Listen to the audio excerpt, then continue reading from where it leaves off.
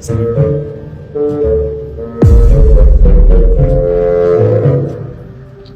Sorry guys, मुझे नहीं पता था कि तुम लोगों में ऐसा कुछ रिचुअल होता है। हाँ, प्रे तो करना चाहिए। हम हमेशा खाने से पहले अल्लाह ताला से प्रे करते हैं। यस, रिचुअल नहीं स्पिरिचुअल। हम ही पहले भगवान को भोग ऑफर करते हैं और उसके बाद प्रे करके खाते हैं। लेकिन तुम्हारा भगवान यहाँ आके कैसे खा सकता है? जैसे वो तुम्हारी दुआ कानों से सुन सकता है, वो वैसे ही यहाँ पर आके खा भी सकता है। भगवान का फॉर्म पर्सनल है। अगर वो कानों से सुन सकते हैं तो मुंह से आके खा भी सकते हैं। उनके कान और मुंह दोनों है। शालिनी, तुम प्रे नहीं करती खाना खाने से पहले? नहीं, लेकिन मेरे चाचा ने एक बार कहा था कि हमको वो गॉड ऑफ फूड को और फार्मर्स को थैंक यू बोलना चाहिए। You mean Annapurna Devi? What? God of food. Yes, हमें उन्हें थैंक करना चाहिए और साथ में फार्मर्स को भी। But I believe in watering the roots. देखो, हम हमेशा क्रिएशन को तो अप्रिशिएट करते ही हैं, लेकिन हम क्रिएटर को ना अप्रिशिएट करना भूल जाते हैं। अभी सोचो, पानी ना हो, हवा ना हो, उपजाऊ मिट्टी या धरती माँ ना हो, तो फार्मर क्या कर लेगा? So I believe that we should be thanking the Creator, the Lord, who is providing us with all the basic necessities. Point. अब तुम किस किस को थैंक करेगा? वैसे भी तुम्हारे 33 करोड़ तो देवी देवता है। बताओ, किस किस को थैंक करेगा तुम? और शांति, तुम बताओ, तुम किस गॉड को मानता है? मैं ऐसे किसी गॉड को नहीं मानती, लेकिन I think Shiva is a big God. See, I am very sorry, but आपने अपने वो बड़े भगवान का स्टोरी तो सुना होगा ना, जहाँ वो अपनी मरी हुई वाइफ को शोल्डर पर लेकर पूरे इंडिया का चक्कर लगा रहा है। अब तुम मुझे बताओ, जो गॉड अपनी वाइफ के मरने पे ऐसे कॉमन मैन की तरह रोता है, वो गॉड हो सकता है क्या?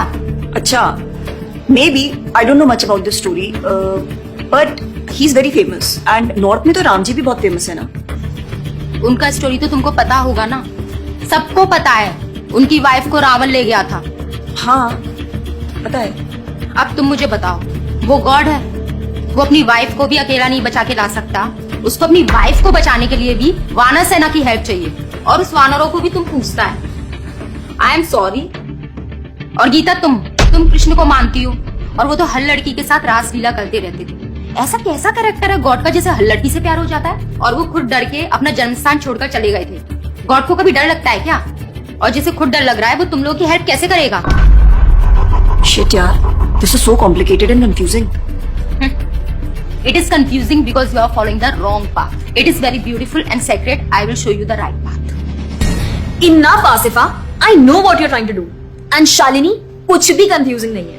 You know what the problem is कि तुझे पता ही नहीं है, क्योंकि तूने आज तक शास्त्र ही नहीं पढ़े हैं। तो पता कैसे चलेगा कि क्या सही है और क्या गलत? जन्म कर्म च मे दिव्यम एवं योवेति तत्वतः त्यक्त्वा देहम पुनर्जन्म नैति मामेति सो अर्जुन। भगवान की लीलाओं को समझना इतना आसान नहीं है।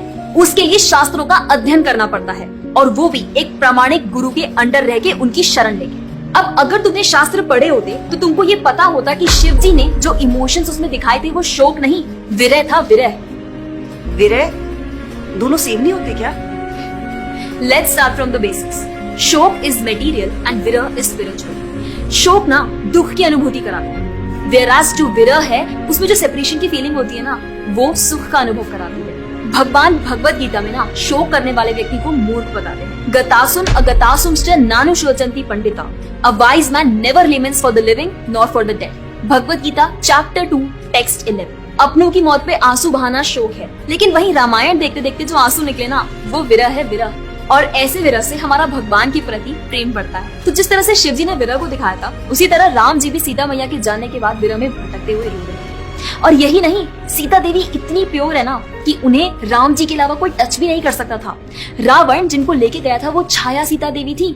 असली सीता देवी तो अग्नि में समा गई थी, और वो अग्नि परीक्षा के वक्त बाहर आई थी। और आसिफा, तू क्या बोल रही थी? भगवान राम को अपनी पत्नी को बचाने के लिए वानरों की मदद लेनी पड़ी थी। I mean, God is all powerful, right? हाँ, आई मीन वो अकेले भी तो मार सकते थे ना। यार शालिनी, अगर तूने कभी रामायण पढ़ी होती तो तुझे पता होता, जब खर और दूषण आए थे अपने 15,000 ऐसे दानवों के साथ जो इंसान को खा जाते थे, उन सब के साथ राम जी ने अकेले बिना किसी की हेल्प के उन सबके चिथड़े उड़ा दिए थे। अब ऐसे राम के लिए रावण को मारना मुश्किल है क्या? हाँ, लेकिन बाद में वानरों की हेल्प क्यों ली? उनको अपनी सेवा में लगाने के लिए, उनकी ग्लोरीज बढ़ाने के लिए। अरे उन्होंने तो एक छोटी सी गिलहरी तक को अपनी सेवा में लगा लिया था। What? कभी पढ़ा हो तो पता हो ना। खैर, और हम हनुमान जी की पूजा इसीलिए करते हैं क्योंकि भगवान तक पहुंचने का रास्ता उनके भक्तों की सेवा है। जब भगवान देखते हैं कि मेरे भक्तों का गुणगान हो रहा है या कोई सेवा कर रहा है तो वो बहुत खुश होते हैं। जैसे मैं तेरी मॉम के सामने अगर तेरी तारीफ करूं तो वो खुश होती है ना। पॉइंट। इसी तरह भगवान हमसे खुश होते हैं जब हम उनके भक्तों की सेवा करते हैं, पूजा करते हैं। और रही बात 33 करोड़ देवी देवता की, आसिफा तो मुझे ये बता, what is your favourite genre in movies? Psychological thriller. और शालिनी तेरी? Romantic and comedy. एग्जैक्टली। जैसे हर किसी का अपने नेचर के अकॉर्डिंग फेवरेट जॉनर होता है, वैसे ही भगवान ने हर किसी के नेचर के अकॉर्डिंग व्यक्ति के लिए उसके नेचर के अनुसार वेद और पुराण दिए हैं। और उन्हीं पुराणों को फॉलो करके लोग अपनी देवी देवता की तरफ अट्रैक्ट होते हैं। और ये सभी देवी देवता भगवान की ही सेवा कर रहे हैं। जैसे रोशनी के देवता सूर्य देव, हवा के देवता वायु देव, बारिश के देवता इंद्र देव। जैसे एक सरकार चलाने के लिए इतनी सारी पोजीशंस होती हैं, वैसे ही इस पूरे ब्रह्मांड को चलाने के लिए अलग अलग देवी देवताओं की जरूरत पड़ती है। तो मतलब वो अपनी पोजीशन का मिसयूज करेंगे, किसी भी लड़की के साथ कुछ भी करेंगे, रास लीला करेंगे। Stop it Asifa, now you are crossing the line.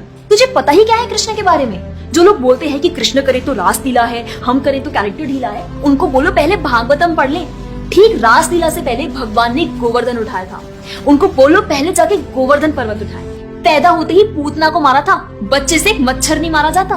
When he was crawling, मुख में ब्रह्मांड दिखा दिया था। तू अपने मुंह में अपना ये हॉस्टल ही दिखा दे आसिफा। क्या तुम जानते हो द्वारका में भगवान श्री कृष्ण की 16,108 रानियां थी और सबके अलग अलग महल थे और हर एक महल में श्री कृष्ण सबके साथ होते थे एक ही समय पर। रोज सारी रानियां कृष्ण से खुश थी और उन सब की जरूरतें कृष्णा पूरी करते थे। क्या किसी नॉर्मल से इंसान के लिए ये सब संभव है? आज के टाइम पे तो एक ही नहीं संभलती, लेकिन उस टाइम सारी रानियां एक दूसरे के साथ खुश थी और उन्हें खुश कृष्ण रखते थे। क्यों? क्योंकि वो भगवान है। और रही बात ब्रज की गोपियों के साथ रास लीला करने की, तो इतना जान लो कि रास लीला के टाइम पर करोड़ों गोपियां थी और कृष्ण पूरे टाइम हर एक गोपी के साथ मौजूद थे और उनके साथ डांस कर रहे थे एक टाइम पे करोड़ों गोपियों के साथ। ये सब बहुत डीप लीला है और ये सब तभी पता चलेगी जब साधुओं के संग में रह के शास्त्रों को पढ़ा जाएगा। हवा में तीर चलाने से या सुनी सुनाई बातों पर यकीन करने से कुछ नहीं होने वाला। और रही बात अपने भक्तों को बचाने की, तो भगवान ने तो अपने भक्त परीक्षित महाराज को गर्भ में बचाया। 5 साल के प्रहलाद महाराज के लिए नरसिंह अवतार लेकर आए और उनको बचाया। यहाँ तक कि वो अपने गुरुदेव सांदीपनि मुनि के बेटे को मरने के बाद वापस लाए और उनको जिंदा किया। आई एम रियली इम्प्रेस्ड यार। हिंदू होते हुए भी मुझे फैक्ट्स पता ही नहीं थे। मेरे पेरेंट्स ने मुझे कभी इन सब चीजों के बारे में बताया ही नहीं।